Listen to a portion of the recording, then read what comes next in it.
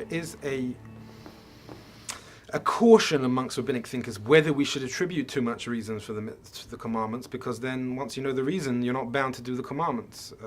Maimonides came under tremendous criticism for rationalizing every commandment. He said that we shouldn't eat milk and meat because we're trying, the culture of this ancient nomad Jewish people, they were recently immersed in pagan culture, and therefore God was trying to wean them off paganism. And these very culturally enmeshed reasons, which seem to the modern thinkers absolutely right. Oh, that's the point, then I don't need to do it.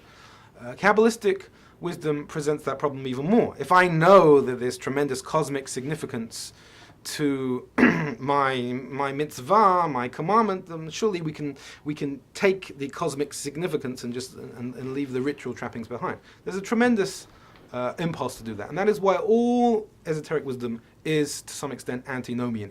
It has the potential to draw you away from practice. The solution to that, or one of the possible solutions to that, is well, it's all to do with the attitude that we have to observing it. For example, in the Chabad tradition, this is taken very seriously, and it's addressed head-on in thousands and thousands of essays and discourses. And the thrust of the argument is that there are two manifestations of God in creation. If you get a rock, if you sit in a field and you meditate and you feel the energy of plants around you, you feel, even rocks have a soul, you can feel the energy in all of creation. That can be a very uplifting experience. But it's limited to the extent that a veiling had to take place, a veiling of divinity, a veiling of God, what's called in Kabbalah a tzimtzum, a contraction. If we could really see God, we would cease to exist. That's what Moses asked God, I want to see you, and God says, no man can see me and live. So therefore, whatever you're getting through the fabric of this world is a diluted form.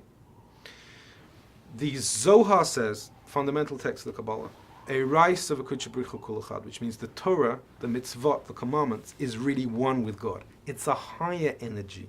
It's a higher manifestation. So therefore, when you embrace the ritual commandments, you keep the Sabbath, you put on tefillin, phylacteries, whatever it might be, the 630 commandments. What you're actually doing is you're opening up a window to a higher form of divine energy that couldn't be manifested through the creative process.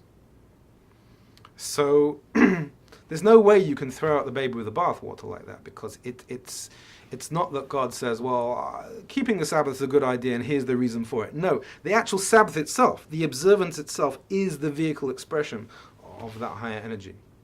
That's one way of resolving the problem. The other is what's called in academic circles a shift from antinomianism to hypernomianism, which means that antinomianism means that we're against the law. Hypernomianism means that we've transcended the law. We can look at the law as a window to something higher than it.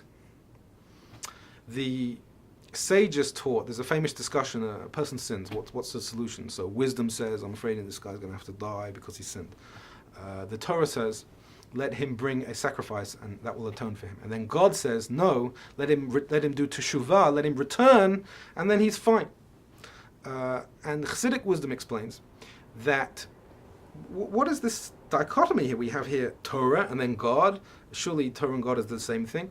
No, sometimes the Torah can actually be a window to higher energies than the Torah itself, which is sometimes called hypernomianism. Teshuvah, returning to God, is something higher even than the Torah itself. It works through the Torah. Torah is the matrix through which we access it, but it's actually higher than that. That's another way we can relate to the Kabbalistic reasons for the commandments, as seeing the commandment as being a window to something higher. So that you can't divorce the two, you can't disconnect the two.